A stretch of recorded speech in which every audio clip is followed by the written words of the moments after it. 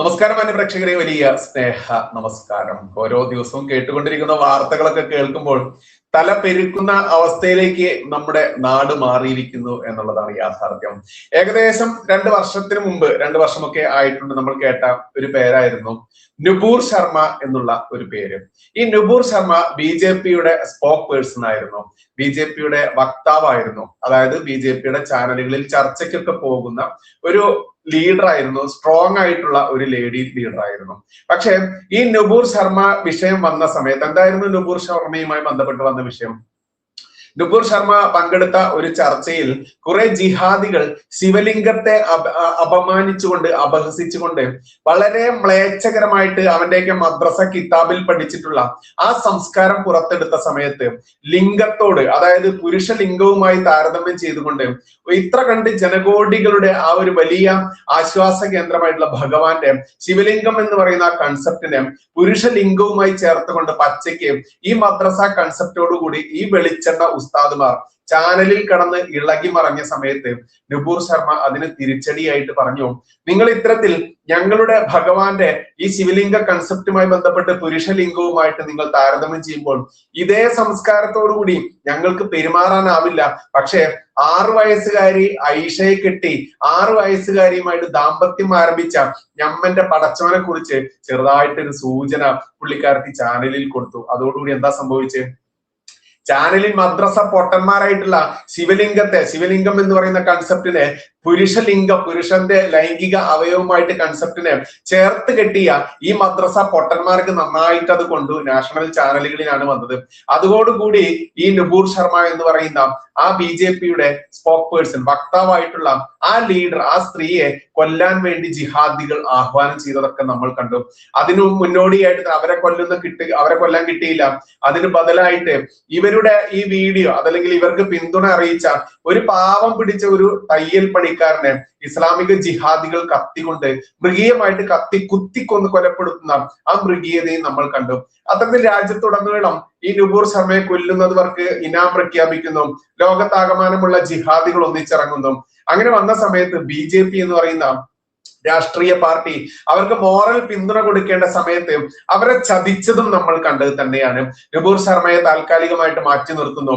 അങ്ങനെ നുപൂർ ശർമ്മയെ ജിഹാദികൾക്ക് എറിഞ്ഞു കൊടുക്കുന്ന രീതിയിലേക്ക് ആയി എന്ന് ആരെങ്കിലും സംശയിച്ചാൽ കുറ്റപ്പെടുത്താത്ത രീതിയിൽ ഭരിക്കുന്ന പാർട്ടി മാറിയതൊക്കെ നമ്മൾ കണ്ടതാണ്. അത്തരത്തിൽ പാർട്ടിക്ക് അതീതമായി നിൽക്കുന്ന, പാർട്ടിക്ക് വേണ്ടി നിലപാടെടുക്കുന്ന നുപൂർ ശർമ്മയുടെ അവസ്ഥ ഇന്ന് മറ്റൊരു ആൾക്കും വന്നിട്ടുണ്ട്. ആ വ്യക്തിയുടെ പേരാണ് TG മോഹൻദാസ് എന്നുള്ളത്. നമുക്ക് ചാനലുകളിലൂടെയൊക്കെ TG മോഹൻദാസിനെ RSSന്റെ വലിയ നേതാവായിട്ടാണ് ചിത്രീകരിക്കുന്നത്. അദ്ദേഹം വലിയ സൈദ്ധാന്തികൻ, RSS സൈദ്ധാന്തികൻ എന്ന് പറഞ്ഞുകൊണ്ടാണ് സൂചിപ്പിക്കുന്നത്. എന്നാൽ എന്റെ അറിവിൽ അദ്ദേഹത്തിന് RSSുമായി ബന്ധപ്പെട്ട് ഒരു ചുമതലയുണ്ട് എന്നുള്ളത് എനിക്കറിയില്ല, എന്റെ അറിവിലില്ല. കാരണം അദ്ദേഹമായിട്ട് അടുത്ത് ഇടപഴകാറുണ്ട്, പല സമയങ്ങളിൽ വിളിച്ച് പല കാര്യങ്ങളും ചോദിക്കാറുണ്ട്. ഇപ്പൊ കുറച്ച് നാളായിട്ടുണ്ട്. എന്തായാലും അദ്ദേഹത്തിന്റെ വിഷയം ഈ നാളുകളിൽ നമ്മൾ കണ്ടു. എന്തായിരുന്നു വിഷയം? ആ വിഷയത്തിലേക്ക് കടക്കും മുൻപ് അദ്ദേഹത്തിൻ്റെതായിട്ട് പ്രചരിപ്പിക്കുന്ന ഏകദേശം ഒരു 49 സെക്കൻഡ് ഉള്ള ഒരു വീഡിയോ ഉണ്ട്. നമുക്ക് ആലോചിച്ച് നോക്കുക.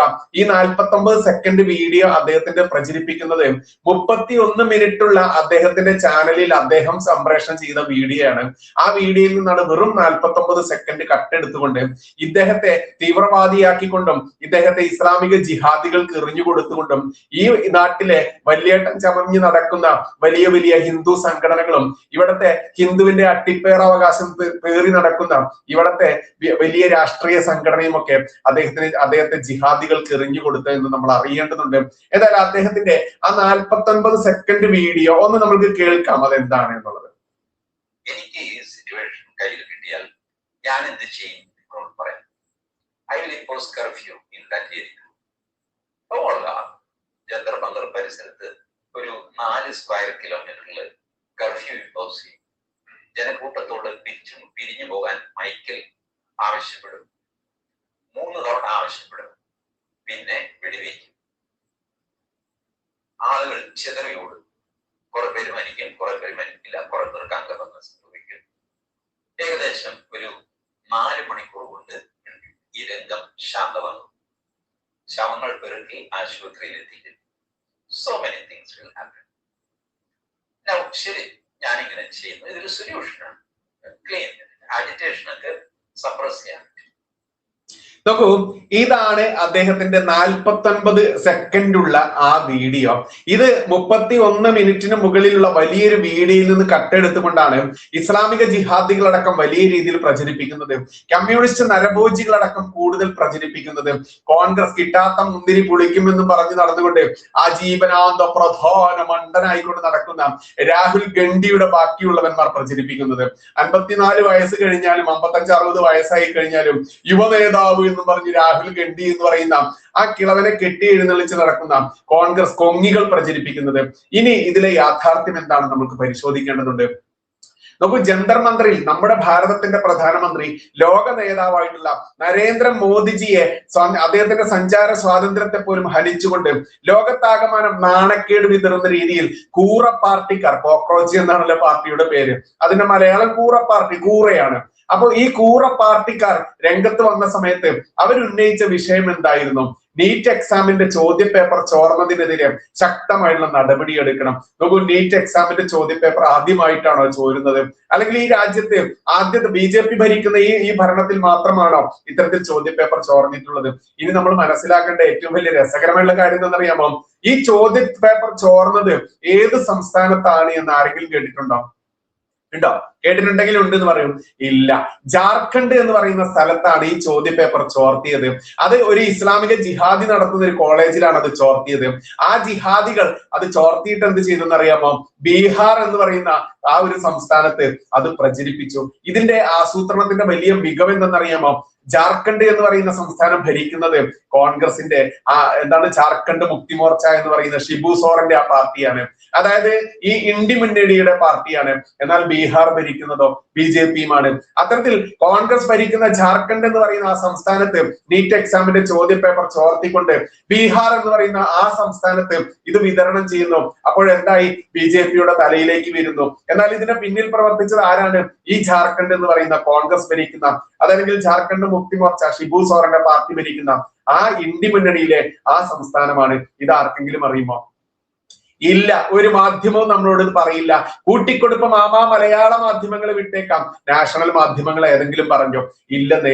അത്ര കണ്ടുണ്ട് കൃത്യമായിട്ടും ഇസ്ലാമിക ജിഹാദികളും നമ്മുടെ ഭാരതത്തിന്റെ ശത്രു രാജ്യങ്ങളും കോടിക്കണക്കിന് രൂപ അച്ചാരം നൽകിക്കൊണ്ട് നമ്മുടെ രാജ്യത്തെ ചാനലുകളെ, മാധ്യമങ്ങളെ, സോഷ്യൽ മീഡിയ പ്ലാറ്റ്ഫോമുകളെ വിലക്കെടുത്തത്. എന്തുകൊണ്ടാണ് സോഷ്യൽ മീഡിയ പ്ലാറ്റ്ഫോമുകളെ വിലക്കെടുത്തത് എന്ന് പറയാൻ കാരണം? നോക്കൂ, ഫേസ്ബുക്കിൽ നിങ്ങൾ കണ്ടിട്ടുണ്ടായിരിക്കും, നിങ്ങൾ ഫോളോ ചെയ്യാത്ത, അതല്ലെങ്കിൽ നിങ്ങൾക്ക് താല്പര്യമില്ലാത്ത ഈ കൂറ പാർട്ടിയുടെ വീഡിയോസും ഈ കൂറ പാർട്ടി പ്രസിദ്ധീകരിക്കുന്ന ക്രൂവൽറ്റി, അതായത് അവിടുത്തെ സൈന്യമായാലും പോലീസായാലും ഒക്കെ, അർദ്ധ സൈനികരും പോലീസും ഒക്കെ അതിനെ നേരിടുന്നത്, അർദ്ധ സൈന്യം പോലും ഇറങ്ങിയിട്ടില്ല, പോലീസ് സംവിധാനം ഇവരെ അടിച്ചൊതുക്കുന്നതും ചോരയൊലിപ്പിക്കുന്നതുമായിട്ടുള്ള നാടകങ്ങളോട് കൂടിയിട്ടുള്ള വാർത്തകളും വിവരങ്ങളും വീഡിയോകളും ഒക്കെ നിങ്ങൾ ആഗ്രഹിച്ചില്ലെങ്കിൽ പോലും നിങ്ങളുടെ മുൻപിലേക്ക് ഈ പറയുന്ന ഫേസ്ബുക്ക് ആയാലും മറ്റൊട്ടേറെ സോഷ്യൽ മീഡിയ പ്ലാറ്റ്ഫോമുകൾ എത്തിച്ചത് എന്തിന്റെ പേരിലാണെന്ന് അറിയാമോ? അവിടെയാണ് അമേരിക്ക എന്ന് പറയുന്ന ആ ദുഷ്ടരാജ്യത്തെ നമ്മൾ ഓർക്കേണ്ടത്. അമേരിക്കന്റെ ഡീപ് സ്റ്റേറ്റ് എന്ന് പറയുന്ന എല്ലാ രാജ്യങ്ങളെയും അടക്കി ഭരിക്കാൻ വേണ്ടി പ്രവർത്തിക്കുന്ന ഒരു സംവിധാനമുണ്ട്. അതിനെക്കുറിച്ച് നമ്മൾ മനസ്സിലാക്കേണ്ടത്. നമുക്ക് ജന്തർ മന്ദിർ അടക്കമുള്ള സ്ഥലങ്ങളിലേക്ക് ആഴ്ചകൾക്ക് മുൻപ്, ഈ സമരം തുടങ്ങുന്നതിന്റെ ആഴ്ചകൾക്ക് മുൻപേ തന്നെ അമേരിക്ക ഒരു ഉത്തരവിറക്കിയിരുന്നു. അതല്ലെങ്കിൽ അവരുടെ പൗരന്മാർക്ക് ഒരു മുന്നറിയിപ്പ് കൊടുത്തു. എന്തെന്നറിയാമോ? ജന്തർ മന്ദിർ അടക്കമുള്ള സ്ഥലങ്ങളിലേക്ക് അമേരിക്കൻ പൗരന്മാർ പോകരുത് എന്ന് ഈ സമരം നടക്കുന്നതിന് മുൻപ് തന്നെ അമേരിക്ക പുറപ്പെടുവിച്ചിട്ടുണ്ടെങ്കിൽ എത്രത്തോളമാണ് അമേരിക്ക എന്ന് പറയുന്ന ആ ദുഷ്ടരാജ്യത്തിന്റെ കൈകൾ ഇതിന് പിറകിലുള്ളതെന്ന് മനസ്സിലാക്കും. ഇനി അമേരിക്ക മാത്രമാണോ? അല്ലെന്നേ. ഈ നാലെമ്പാടും നിക്കറ് കീറിയിരിക്കുന്ന ഇസ്ലാമിക സുഡാപ്പി രാജ്യങ്ങളുണ്ടല്ലോ. നരേന്ദ്രമോദിജി എന്ന് പറയുന്ന ലോക നേതാവിന് കീഴിൽ ലോകം ഒരുമിക്കുമ്പോൾ അസൂയയും കുന്നായ്മയും ലോക വിദ്വേഷവും വെറുപ്പും മാത്രം പ്രചരിപ്പിക്കുന്ന ജിഹാദി രാഷ്ട്രങ്ങൾക്ക് പൊള്ളി. അങ്ങനെ ചൈന അടക്കമുള്ള, പാകിസ്ഥാൻ അടക്കമുള്ള, അഫ്ഗാനിസ്ഥാൻ അടക്കമുള്ള, ബംഗ്ലാദേശ് അടക്കമുള്ള ഒട്ടേറെ ശത്രു രാജ്യങ്ങളെല്ലാം കൂടെ ഒന്നിച്ചു ചേർന്നുകൊണ്ട് നമ്മുടെ ഭാരതത്തിനെതിരെ കാട്ടിക്കൂട്ടിയ യുദ്ധം തന്നെയായിരുന്നു ഈ കോക്രോച്ച് പാർട്ടി, ഈ കൂറ കൂറ പാർട്ടി നടത്തിയ നീറ്റ് എക്സാമിനെതിരെ എന്ന രീതിയിൽ ജാർഖണ്ഡ് എന്ന് പറയുന്ന സംസ്ഥാനത്ത് നടന്ന നീറ്റ് എക്സാം ചോർത്തി ബീഹാറിൽ വിതരണം ചെയ്തുകൊണ്ട് അതിന് ആസൂത്രണം നടത്തിയത്. ഇനി കോൺഗ്രസ് എന്ന് പറയുന്ന ഇന്ത്യ മുന്നണിയിലെ നമ്മന്റെ രാഹുൽ ഗാന്ധി ഉണ്ടല്ലോ, ഈ രാഹുൽ ഗാന്ധിയുടെ പിന്തുണ ഇതിന് കിട്ടിയത് എങ്ങനെയാണ്? ഈ രാഹുൽ ഗാന്ധി അടക്കമുള്ളവർ എന്തിനാണ് ഇത്തരത്തിൽ ഈ രാജ്യദ്രോഹികൾ കുത്തി നിറഞ്ഞ് നടന്ന ആ സമരം? നമുക്ക് വെറും 10% മുകളിൽ മാത്രമാണ്, 11-12 ഏറി വന്നാൽ 20%-നുള്ളിൽ മാത്രമാണ് വിദ്യാർത്ഥികൾ, യഥാർത്ഥ വിദ്യാർത്ഥികൾ ഈ സമരത്തിൽ പങ്കെടുത്തത്. ബാക്കി 80%? ബാക്കി 80%-ൽ പെട്ടതാണ് നമ്മൾ കണ്ടു. വയനാട്ടിൽ നിന്ന് പോയിട്ടുള്ള ഒരു ജിഹാദി പറഞ്ഞത് നമ്മൾ കണ്ടു. അവന്റെ മദ്രസ പുസ്തകത്തിൽ, ഖുറാൻ എന്ന് പറയുന്ന പുസ്തകത്തിൽ ഉണ്ടത്രേ ലോകാവസാനം. ഈ ലോകാവസാനത്തിന്റെ ദൃക്സാക്ഷ്യം അവൻ ഈ കൂറ പാർട്ടിയുടെ ഈ സമരത്തിൽ കണ്ടു. ഞമ്മന്റെ അള്ളാഹു പറഞ്ഞത് എന്നും പറഞ്ഞുകൊണ്ട് വയനാട്ടിൽ നിന്നുള്ള ഒരു ജിഹാദി പോയത് നമ്മൾ കണ്ടില്ലേ? ആ ഒരൊറ്റ ഉദാഹരണം മതി ഇതിന് പിറകിൽ ഇവറ്റകളുടെ ഉദ്ദേശം എന്താണ് എന്നുള്ളതും. മാത്രമല്ല, ഇന്നിപ്പോൾ ഒട്ടേറെ വാർത്തകൾ വരുന്നു. ആയിരക്കണക്കിന് ആളുകൾക്ക് ഒരു ദിവസം ഭക്ഷണം കൊടുത്ത UP-യിലുള്ള ഒരു ജിഹാദിയെ കുറിച്ച് പുറത്തു വന്നു. 7 അംഗങ്ങളുള്ള ഒരു കുടുംബം, അവിടെ നക്കാപ്പിച്ച വരുമാനമില്ലാത്ത ജിഹാദി 2500-3000 പേർക്ക് ഒരു ദിവസം ഭക്ഷണം കൊടുത്തത് എങ്ങനെയെന്ന ചോദ്യത്തിന് ഉത്തരമില്ല. പക്ഷേ അതിന്റെ പിറകിൽ ഒഴുകിയിട്ടുള്ള കോടികളുടെ കണക്ക് അത് അന്വേഷണ ഉദ്യോഗസ്ഥന്മാർ അന്വേഷിച്ച് രംഗത്ത് വന്ന സമയത്ത്, ആ ജിഹാദിയെ അന്വേഷണ ഉദ്യോഗസ്ഥന്മാർ പൊക്കിയ സമയത്ത് അവനെ വെടിയിക്കാൻ വേണ്ടിയിട്ട് ഇനിയും ഞങ്ങൾ സമരം ചെയ്യുമെന്ന് കേന്ദ്ര സർക്കാർ ഭീഷണിപ്പെടുത്തിക്കൊണ്ട് മുൾമുനയിൽ നിർത്തിക്കൊണ്ട് രംഗത്ത് പോകുന്ന ഈ കൂറ പാർട്ടിയുടെ ഇന്നത്തെ നടപടികളൊക്കെ നമ്മൾ കണ്ടു. ഇനി നമുക്ക് TG-യിലേക്ക് തിരിച്ചു വരാം. എന്താ TG പറഞ്ഞത്? TG മോഹൻദാസ് കൃത്യമായിട്ട് തീവ്ര ഹിന്ദുത്വവാദി തന്നെയാണ്, ഒരു സംശയവുമില്ല. അദ്ദേഹത്തെ ഇന്ന് തള്ളിക്കൊണ്ട് RSS എന്ന് വിളിക്കുന്ന നമ്മുടെ എല്ലാം മാതൃസംഘടനയുള്ള കേരളത്തിന്റെ RSS അങ്ങനെ പ്രത്യേകം എടുത്തു പറയേണ്ടതുണ്ട്. കാരണം കേരളത്തിന്റെ BJP, കേരളത്തിന്റെ RSS എന്ന് എടുത്ത് പച്ചയ്ക്ക് പറയേണ്ടതുണ്ട്. നമ്മുടെ രാജ്യത്താകമാനമുള്ള ഒരു RSSകാരും ഹിന്ദുത്വത്തെ തള്ളി പറയുകയോ അതല്ലെങ്കിൽ രാജ്യത്താകമാനമുള്ള BJP-ക്കാർ ഹിന്ദുത്വത്തെ തള്ളി പറയുകയോ ഹിന്ദുക്കളെ തള്ളി പറയുകയോ ഇല്ല. പക്ഷെ കേരളത്തിൽ വരുമ്പോൾ അതിന് ചെറിയ മാറ്റം വരും. എന്തായാലും RSS പറഞ്ഞു, TG മോഹൻദാസ് പറഞ്ഞ വാക്കുകളൊന്നും RSS-ന്റെ വാക്കുകളല്ല, RSS-ന്റെ സംസ്കാരമല്ല എന്നൊക്കെ പറഞ്ഞ് അദ്ദേഹത്തെ തള്ളിക്കളഞ്ഞിട്ടുണ്ട്. BJP-യുടെ കാര്യം പിന്നെ പറയേണ്ട. കാരണം നമ്മുടെ രാജീവ് ചന്ദ്രശേഖർജി ആണല്ലോ BJP-യുടെ സംസ്ഥാന അധ്യക്ഷൻ. ഈ സംസ്ഥാന അധ്യക്ഷന്റെ ചാനൽ ഏത് എന്ന് ചോദിച്ചാൽ ഏഷ്യാനെറ്റ് ന്യൂസ് അദ്ദേഹത്തിന്റെ ചാനലാണ്. നിങ്ങളുടെ വിരൽത്തുമ്പിലുള്ള ഗൂഗിളിൽ നിങ്ങൾ ക്ലിക്ക് ചെയ്യുക. ഏഷ്യാനെറ്റ് ന്യൂസുമായി ബന്ധപ്പെട്ട് രാജീവ് ചന്ദ്രശേഖറിന്റെ ഷെയർ എത്ര എന്ന് നിങ്ങൾ പരിശോധിക്കുക. ഞാൻ പരിശോധിച്ചിരുന്നു. 83% മുകളിൽ അദ്ദേഹവുമായി ബന്ധപ്പെട്ടിട്ടുള്ള കമ്പനികൾക്കാണ്, ചെറിയ ചെറിയ കമ്പനികൾക്കാണ് ഇതിന്റെ ഓഹരി വിഹിതമുള്ളത്. അതുകൊണ്ട് തന്നെ 83% വരുന്ന ഒരു ചാനലിന്റെ ഉടമ ഞാനല്ല എന്ന് BJP-ക്കാരെ പറ്റിക്കാൻ വേണ്ടി രാജീവ് ചന്ദ്രശേഖർ പറയുന്നുണ്ടെങ്കിൽ അത് ചോദ്യം ചെയ്യേണ്ടത് ഇവിടുത്തെ അണികളായിട്ടുള്ള BJP-ക്കാരാണ്. തിരഞ്ഞെടുപ്പ് ഫണ്ടിൽ പോലും കൈയിട്ട് വാരി നക്കി ഈ സാധാരണക്കാരായുള്ള ജനങ്ങളെ മുഴുവനും, എല്ലാ BJP-ക്കാരെയും ഇത്തരത്തിൽ കക്കുന്ന ആളുകൾ എന്ന പേരുദോഷം വരുത്തിയിട്ടുള്ള ഈ പറയുന്ന BJP നേതാക്കന്മാരുണ്ടല്ലോ, അവർ ഇവിടുത്തെ അണികൾക്കും ഇവിടുത്തെ ബാക്കിയുള്ള സത്യസന്ധമായിട്ട് പ്രവർത്തിക്കുന്ന നേതാക്കന്മാർക്കും തന്നിട്ടുള്ള പേരിൽ നിന്നെന്താണ്? തിരഞ്ഞെടുപ്പ് ഫണ്ട് കട്ടവന്മാരല്ലേടാ സംഘികളെ നീയൊക്കെ എന്ന പേരാണ്. ഇനി അതിൽ നിന്ന് നിൽക്കുന്നുണ്ടോ? നമ്മുടെ ആയിരക്കണക്കിന് ധീരദേശാഭിമാനികളുടെ അതല്ലെങ്കിൽ ആയിരക്കണക്കിന് ബലിദാനികളുടെ ചോരയും ജീവിതവും കൊണ്ട് കെട്ടിപ്പടുത്ത ഇസ്ലാമിക ജിഹാദികൾ തകർത്ത് രാമക്ഷേത്രം, ആ തകർത്ത ക്ഷേത്രം തിരിച്ചു പിടിച്ചുകൊണ്ട് ബാബറി മസ്ജിദ് തകർത്തുകൊണ്ട് അതിനുമേൽ അയോധ്യ എന്ന് പറയുന്ന നമ്മുടെ അവകാശം, സ്വാഭിമാന അവകാശം, സംസ്കാരം അത് സ്ഥാപിച്ചെടുത്തു. അങ്ങനെ അയോധ്യ ക്ഷേത്രം നിർമ്മിച്ചു. ആ അയോധ്യ ക്ഷേത്രത്തിലെ ഭഗവാന്റെ സ്വർണവും ഭഗവാന്റെ പണവും കട്ടവൻ ആര് എന്ന് ചോദിക്കുമ്പോൾ അവിടെ എന്തായാലും ഞാനില്ല എന്ന് എനിക്ക് അഭിമാനത്തോടെ പറയാൻ പറ്റും. കാരണം ഞാൻ ഇന്ന് പ്രവർത്തിക്കുന്ന സംഘടന അന്തർരാഷ്ട്രീയ ഹിന്ദു പരിഷത്ത് എന്ന് പറയുന്ന AHP എന്ന് പറയുന്ന സംഘടനയിലാണ്. ഡോക്ടർ പ്രവീൺ ഭായ് തൊഗാഡിയ അദ്ദേഹം ആരംഭിച്ച അല്ലെങ്കിൽ അദ്ദേഹം തുടക്കം കുറിച്ച ആ സംഘടനയുടെ സംസ്ഥാന സംഘടനാ സെക്രട്ടറി എന്ന പദവിയിൽ ഇരുന്നു കൊണ്ട് പ്രവർത്തിക്കുമ്പോൾ എനിക്ക് നട്ടലോടുകൂടി സംസ്കാരത്തോടെ അഭിമാനത്തോടെ പറയാൻ പറ്റും, അയോധ്യയിലെ സ്വർണം കട്ട, അയോധ്യയിലെ പണം കട്ട അതിൽ എനിക്ക് പങ്കില്ല, എനിക്കും സംഘടനയ്ക്കും എന്റെ സംഘടനയ്ക്കും പങ്കില്ല എന്ന് നട്ടലോടുകൂടി പറയാൻ പറ്റും. പക്ഷെ നിങ്ങൾക്കോ? എന്നെ കാണുന്ന ഓരോ സ്വയം സേവകർക്കും, എന്നെ കാണുന്ന BJP-യെ സ്വന്തം ജീവനേക്കാൾ സ്നേഹിക്കുന്ന ഓരോ അണികൾക്കും പറയാൻ പറ്റുമോ? നമ്മൾക്ക് അഭിമാനത്തോടുകൂടി സംസ്കാരത്തോടുകൂടി പറയാൻ പറ്റുമോ? ഇല്ലെന്നേ. വിരലിൽ എണ്ണാവുന്ന, അതല്ലെങ്കിൽ നൂറിനുള്ളിലോ ഉള്ള എത്രയോ ആളുകൾ കട്ടതിന്റെ പേരുദോഷം ഈ നാട്ടിലുള്ള കോടിക്കണക്കിന് വരുന്ന അണികൾക്കാവുമ്പോൾ അവിടെ നമ്മുടെ സംസ്കാരത്തെ, നമ്മുടെ അഭിമാനത്തെ ഇത്രയ്ക്കും കള്ളന്മാരും കൊള്ളക്കാരും കട്ടെടുക്കുമ്പോൾ, നമ്മുടെ അഭിമാനം നഷ്ടപ്പെടുമ്പോൾ എവിടെയാണ് നമ്മൾ പരാതി പറയുക?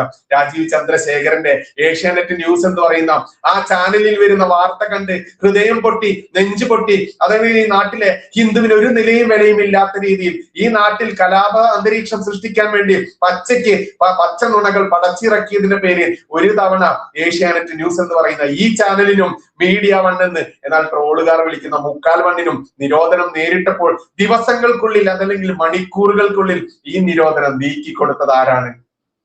അവിടെയാണ് 83% മുകളിൽ ഒരു ഓഹരി ഉണ്ടോ എന്ന ആ കൃത്യമായിട്ടുള്ള വിവരം രാജീവ് ചന്ദ്രശേഖർ തന്നെ പുറത്തുവിടേണ്ടത്. അല്ലെങ്കിൽ നട്ടെല്ലുള്ള ഒറ്റ തന്തയ്ക്ക് പറന്ന BJP-ക്കാർ, RSS-കാർ ചോദിക്കണം രാജീവിനോട്, എടോ രാജീവേ, നിന്റെ ചാനലാണോടോ ഈ ഏഷ്യാനെറ്റ് ന്യൂസ്? അപ്പോൾ പറയും, അത് പത്രസ്വാതന്ത്ര്യമാണ്, അവർക്ക് അവരുടേതായുള്ള സ്വാതന്ത്ര്യമുണ്ട്. എടോ അവരുടേതായുള്ള സ്വാതന്ത്ര്യമുണ്ടെങ്കിൽ, പത്രസ്വാതന്ത്ര്യമുണ്ടെങ്കിൽ, എടോ പത്ര മുതലാളി, താങ്കൾ ആ പത്രത്തെയും കെട്ടിപ്പിടിച്ചാണ് നിൽക്കേണ്ടത്. അല്ലാതെ പണം കൊടുത്തുകൊണ്ട് അധികാരം നേടി ഇവിടുത്തെ BJP സംസ്ഥാന അധ്യക്ഷൻ എന്ന് പറയുന്ന പദവി വഹിക്കുമ്പോൾ ഇവിടുത്തെ BJP-ക്കാർ സാധാരണക്കാരായിട്ടുള്ള അണികളെ എത്രത്തോളമാണ് നിങ്ങൾ വഞ്ചിക്കുന്നത് എന്ന് കൃത്യമായിട്ടും ഓരോ അണികളും മനസ്സിലാക്കി ചോദിക്കേണ്ടതുണ്ട്.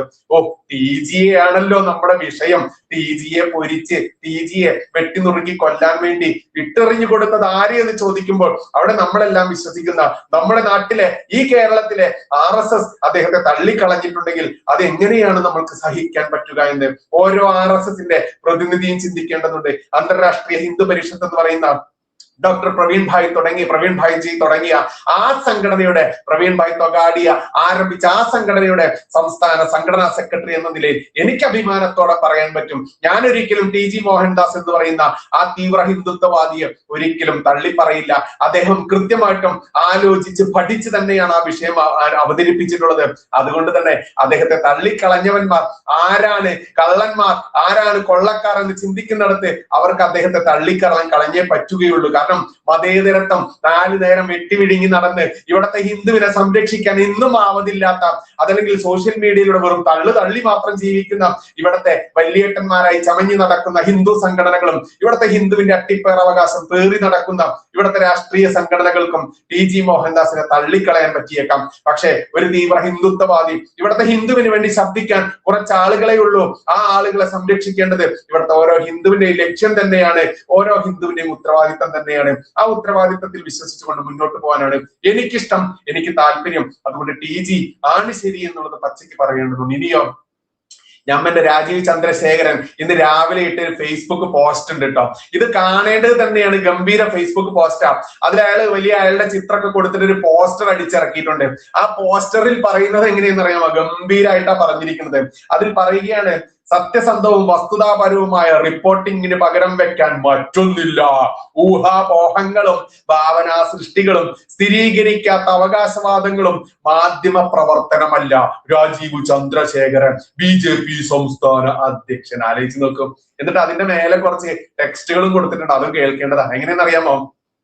എത്ര വട്ടം ആവർത്തിച്ചാലും വ്യാജ വാർത്തകൾ സത്യമാകില്ല. രാജീവ് ചന്ദ്രശേഖരൻ പറയാ, എടോ രാജീവ് ചന്ദ്രശേഖര, വ്യാജ വാർത്തകൾ പടക്കുന്നതിൽ തന്റെ ചാനലായിട്ടുള്ള ഏഷ്യാനെറ്റ് ന്യൂസ് ആണ് നമ്പർ 1 ആയിട്ട് നിൽക്കുന്നത് എന്ന് നട്ടലോടുകൂടി ചോദിക്കാൻ എത്ര ഹിന്ദുക്കൾക്ക്, എത്ര BJP-ക്കാർക്ക്, ഒറ്റ തന്തയ്ക്ക് പറഞ്ഞ ആളുകൾക്ക് നട്ടലുണ്ട് എന്ന ചോദ്യം ഇവിടെ പ്രസക്തമാണ്. പിന്നെ അയാൾ പറയാണ്, കഴിഞ്ഞ കുറച്ച് ദിവസങ്ങളായി ചില മലയാള മാധ്യമങ്ങൾ BJP-യുമായി ബന്ധപ്പെട്ട് വസ്തുതാ വിരുദ്ധവും സ്ഥിരീകരിക്കാത്തതുമായ വാർത്തകൾ നൽകി വരികയാണ്.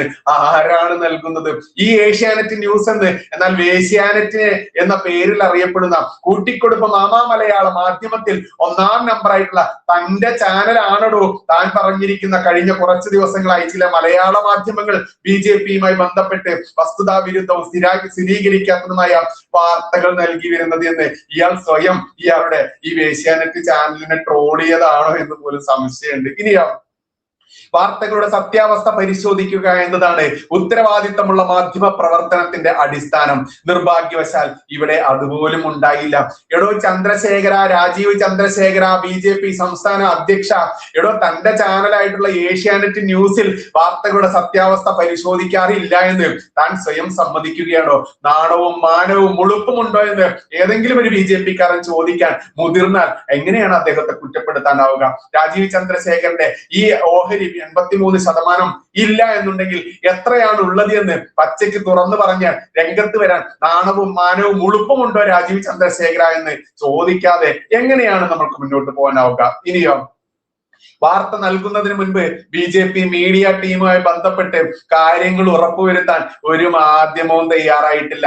ഇതല്ല ശരിയായ മാധ്യമ ധർമ്മം. നമുക്ക് സ്വന്തം ഒരു രാഷ്ട്രീയ ചാനൽ, രാഷ്ട്രീയം എന്ന് പറയുന്ന നമ്മുടെ ഭാരതത്തിന്റെ നട്ടെല്ലായിട്ടുള്ള രാജ്യത്തിന്റെ സമാധാനവും അഖണ്ഡതയും നശിപ്പിക്കാൻ വേണ്ടി ഏഷ്യാനെറ്റ് എന്ന് പറയുന്ന ഒരു ചാനൽ, ആ ചാനലിന്റെ മുതലാളി പച്ചയ്ക്ക് പറയുന്ന കുറെ കാര്യങ്ങൾ കേട്ടോ. സ്വന്തം ചാനലിനെ നിയന്ത്രിക്കാൻ, സ്വന്തം ചാനലിൽ ഇത്രയ്ക്ക് വസ്തുതാ വിരുദ്ധമായിട്ടുള്ള രാജ്യദ്രോഹപരമായിട്ടുള്ള കലാപം ഉണ്ടാക്കാൻ സാധ്യതയുള്ള വാർത്തകൾ ചമച്ചുവിടുന്ന ആ ചാനലിനെ നിലക്ക് നിർത്താൻ പറ്റാത്ത ഇവൻ എങ്ങനെയാണോ ഇവിടുത്തെ ലക്ഷക്കണക്കിന് വരുന്ന, അതല്ലെങ്കിൽ 3.5 കോടി ജനങ്ങൾ വരുന്ന ഈ ജനങ്ങളെ BJP-ക്ക് അനുകൂലമാക്കി മാറ്റുക എന്ന് ചോദിക്കുമ്പോഴാണ് ഇവന്റെ വാണിജ്യപരമായിട്ടുള്ള, വ്യവസായപരമായിട്ടുള്ള, ബിസിനസ് പരമായിട്ടുള്ള കാര്യങ്ങൾക്ക് വേണ്ടി മാത്രം ഇയാൾ പണം കൊടുത്ത് നേടിയതാണോ ഈ BJP സംസ്ഥാന അധ്യക്ഷൻ എന്ന പദവി, വലിയ ചോദ്യം ഓരോ സാധാരണക്കാരുടെയും മനസ്സിലേക്ക് വരുന്നത് എന്ന് എങ്ങനെയാണ് പറയാതിരിക്കാനാവില്ല? ഇനിയോ, സത്യസന്ധവും വസ്തുതാപരവുമായ വാർത്തകൾക്ക് പകരമാകാൻ ഊഹാപോഹങ്ങൾക്കും ഭാവനകൾക്കും കഴിയില്ല.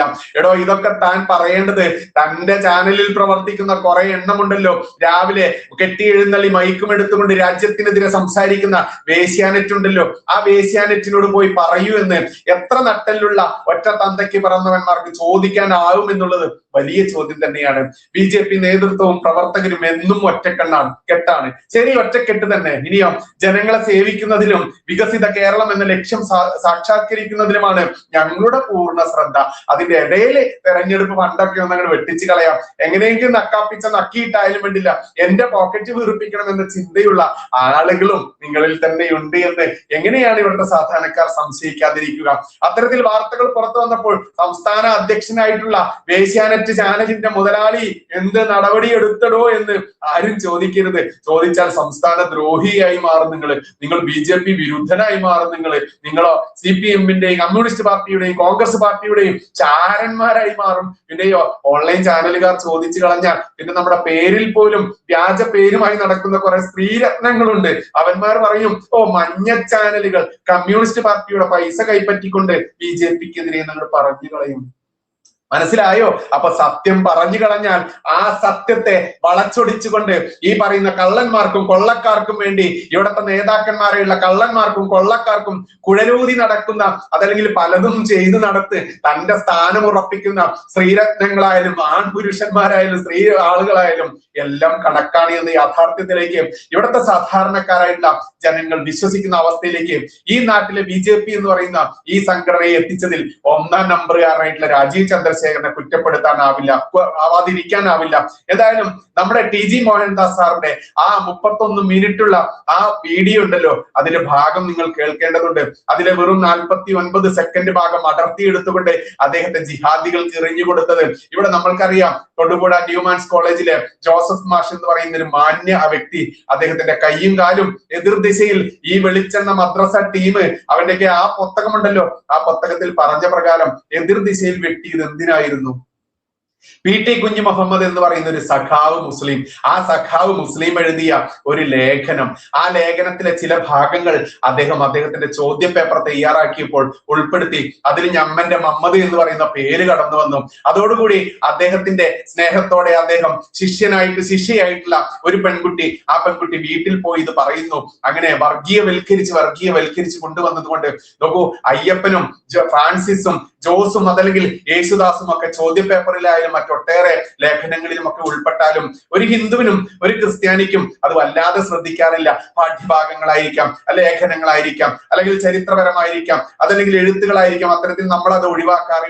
പക്ഷെ മുഹമ്മദ് എന്ന പേര് പെട്ടപ്പോഴേക്കും ഞമ്മന്റെ ആളുകളുടെ കുരുപൊട്ടി. എന്നിട്ടോ ആ മനുഷ്യന്റെ കൈകാലുകൾ എതിർ ദിശയിൽ, വ്യത്യസ്ത ദിശയിൽ ഛേദിക്കപ്പെട്ടു, കട്ട് ചെയ്തപ്പെട്ടു. അതെന്തിലാ? ഇവന്റെ ഈ കിതാബിലെ വിശ്വാസപ്രകാരം. എന്നിട്ടും വെറുതെ വിട്ടോ?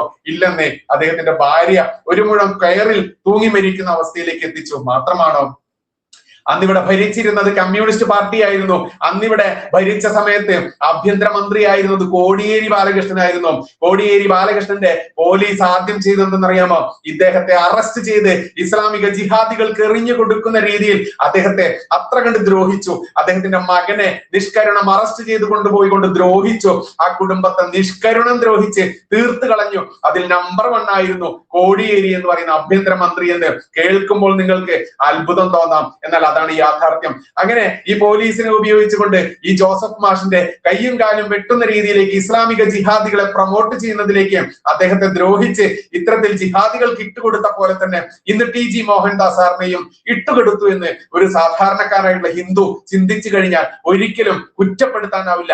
അതാണ് ഇന്ന് യാഥാർത്ഥ്യം നടന്നത്. അദ്ദേഹത്തിന്റെ 31.39 സെക്കൻഡുള്ള 31 മിനിറ്റും 39 സെക്കൻഡുമുള്ള ആ വീഡിയോയിൽ നിന്ന് വെറും 49 സെക്കൻഡ് ഭാഗം മാത്രം കട്ടെടുത്ത് പ്രചരിപ്പിച്ച ജിഹാദികളുടെ വലയിൽ ഇവിടുത്തെ വലിയേട്ടന്മാരായിട്ടുള്ള സംഘടനകൾ വീണു. വലിയേട്ടന്മാരായിട്ടുള്ള ഹിന്ദുവിനെ അട്ടിപ്പേറാവകാശം നേടിക്കൊണ്ട് നടക്കുന്ന BJP എന്ന് പറയുന്ന പാർട്ടി വീണുവെങ്കിൽ അതിനെതിരെ ശബ്ദിക്കേണ്ടത് ഓരോ ഹിന്ദുത്വവാദിയും തന്നെയാണ്. മാത്രമാണോ, ഇന്ന് എന്റെ മക്കൾ, നാളെ നമ്മുടെ മക്കൾ, നമ്മുടെ കുഞ്ഞുമക്കൾ, നമ്മുടെ പെങ്ങന്മാർ, നമ്മുടെ അമ്മമാർ എങ്ങനെയാണ് ഈ സമൂഹത്തിൽ ഇറങ്ങി നടക്കുക എന്ന ചോദ്യം നമ്മൾ ചോദിക്കേണ്ടതുണ്ട്. ഇത്തരത്തിൽ പ്രതികരിക്കുന്ന, പ്രതിഷേധിക്കുന്ന, പച്ചയ്ക്ക് സത്യങ്ങൾ വിളിച്ചു പറയുന്ന TG മോഹൻദാസ് സാറിനെ പോലെയുള്ള ആളുകളെ പോലും ജിഹാദികൾക്ക് എറിഞ്ഞു കൊടുക്കുന്ന, കമ്മ്യൂണിസ്റ്റ് കൊങ്ങി ദ്രോഹികൾക്ക് എറിഞ്ഞു കൊടുക്കുന്ന ഇവിടുത്തെ സംഘടനകളും രാഷ്ട്രീയ പാർട്ടികളും നമ്മൾക്ക് എത്രത്തോളം രക്ഷ നൽകും എന്നുള്ളത് ഓരോ ഹിന്ദുവും ചിന്തിക്കേണ്ടതാണ്. കാരണം മതേതരം എന്നുള്ളത് ഹിന്ദുവിന്റെ മാത്രം ഉത്തരവാദിത്തമല്ല.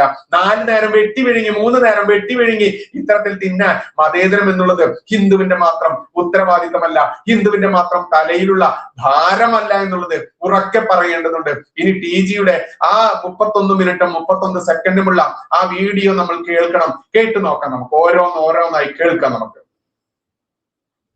ധർമ്മേന്ദ്ര പ്രധാന്റെ രാജി ഒരു നാണക്കേടായി പോയി അല്ലെ? മോശമായി. എന്ത് പരിപാടിയാണ് മോദി കാണിച്ചത്? നമ്മൾ ഇത്രയൊക്കെ സപ്പോർട്ട് ചെയ്തിട്ട് കാർന്നൊരു കയറി രാജിവെക്കാൻ പറയുക. മന്ത്രി പിന്നെ എന്ത് ചെയ്യും? അങ്ങനെ രാജിവെക്കും. സ്വാഭാവികമായിട്ട് നമുക്ക് ഊഹിക്കാം. ധർമ്മേന്ദ്ര പ്രധാൻ അങ്ങോട്ട് പോയിട്ട് രാജിവെച്ചോ വേണോ ചേട്ടാ, ഞാൻ പറയാൻ പറ്റേ, അങ്ങനെ അല്ലല്ലോ ഈ സംഭവം.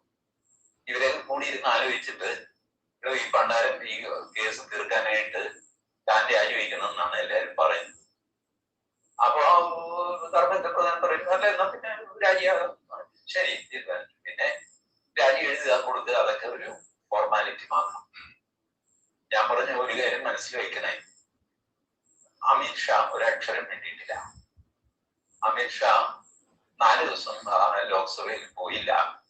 5-ാം ദിവസം പോയോ എന്ന് എനിക്ക് ശ്രദ്ധിക്കാൻ പറ്റിയുമില്ല. പോയി കാണും, പോയില്ലായിരിക്കാം. ലോക്സഭയിൽ അദ്ദേഹത്തിന്റെ ഓഫീസിൽ പോയി, പക്ഷെ സഭയിൽ പോയില്ല എന്നുള്ളതാണ് എന്റെ പോയിന്റ്. എന്തുവായിക്കോട്ടെ, അതിന് ഒരു അന്വേഷണം ഞാൻ തുറന്നുകൊണ്ടിരിക്കാം. എന്താണ് അതിന്റെ കാര്യങ്ങൾ? ഈ മൊത്തം ഈ ഇഷ്യൂവിൽ അമിത്ഷാ ഫ്രണ്ട് ഫുട്ടിൽ വന്നില്ല. അതൊരു അത്ഭുതമായിട്ട് ഇരിക്കുന്നു. അങ്ങനെ ഇരിക്കട്ടെ, ചില അത്ഭുതങ്ങളും ജീവിതത്തിൽ വേണമല്ലോ. അപ്പൊ അങ്ങനെ ഇദ്ദേഹം രാജിവെച്ചു. നമ്മളെല്ലാം പ്രതീക്ഷിച്ചിരുന്നു മോദി ഒരല്പം ആസിസ്റ്റാണ്, ഒന്നുമില്ലെങ്കിലും വെച്ച കാര്യം പുറകോട്ടെടുക്കാത്തവനാണ്. അതുകൊണ്ട് നമ്മളങ്ങ് തീരുമാനിച്ചു മോദി ഈ ധർമ്മേന്ദ്ര പ്രധാന്റെ രാജിക്ക് വഴങ്ങാൻ പാടില്ല എന്ന് നമ്മൾ തീരുമാനിച്ചു. അതിന് നമുക്ക് നമ്മുടെ ന്യായം ഉണ്ടായിരുന്നു. ഞാൻ കഴിഞ്ഞ 2-3 വീഡിയോയിൽ പറഞ്ഞ ന്യായം, രാജ്യദ്രോഹികൾ ധാരാളം ഈ സമരത്തിലുണ്ടായിരുന്നു. ഒരുപക്ഷെ അവരായിരുന്നു ഏറ്റവും കൂടുതൽ.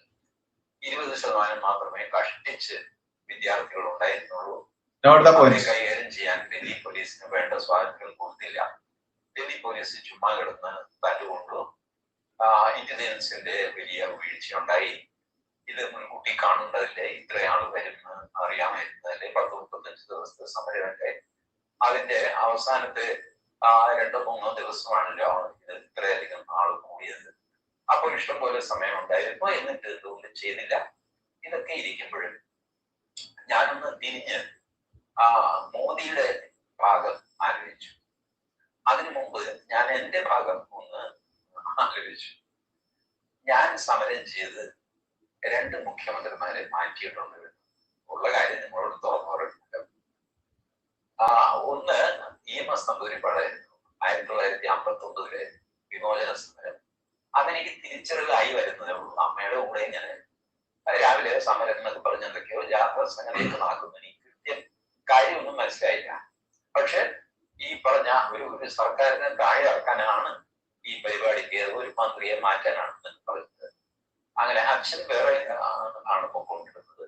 അമ്മ വീട്ടുജോലിയെല്ലാം തീർത്തിട്ട് വേണം എന്നെയും കൊണ്ട് പിന്നെ അയൽവക്കത്താരെങ്കിലും ഒക്കെ ആയിട്ട് ഒരു സംഘം ചേർന്ന സ്ത്രീകൾ പോകും. ഏതായാലും അതിന്റെ അവസാനം EMSനെ ജവഹർലാൽ നെഹ്റു പിരിച്ചുവിട്ടു. അങ്ങനെയാണ് വിമോചന സമരം. അഭിജിത് ദീപ്കെ പറഞ്ഞ പോലെ എന്റെ ആദ്യത്തെ വിക്കറ്റ് EMS നമ്പൂതിരിപ്പാടാണ്. എന്റെ അതിനകത്തെ കോൺട്രിബ്യൂഷൻ ഞാൻ കൂച്ചെറുക്കനെ തീയാണ്. ബട്ട് സ്റ്റിൽ ഞാൻ പറയുന്നത് ഞാൻ ഉണ്ടായിരുന്നു ആ സമരത്തിൽ. പിന്നീട് 1977 കരുണാകരനെതിരെ സമരം. രാജൻ കേസിൽ നിങ്ങൾക്ക് ഓർമ്മയുണ്ടാവും, കരുണാകരന്റെ കാലത്ത്, അടിയന്തരാവസ്ഥ കാലത്ത് രാജൻ എന്ന എഞ്ചിനീയറിംഗ് കോളേജ് വിദ്യാർത്ഥിയെ പോലീസുകാർ കൊണ്ടുപോയി കൊന്നു എന്നുള്ളതാണ് കഥ. ഇന്നും അത് എന്താണ് കൃത്യമായിട്ട് സംഭവിച്ചതെന്ന് ആർക്കും അറിയില്ല.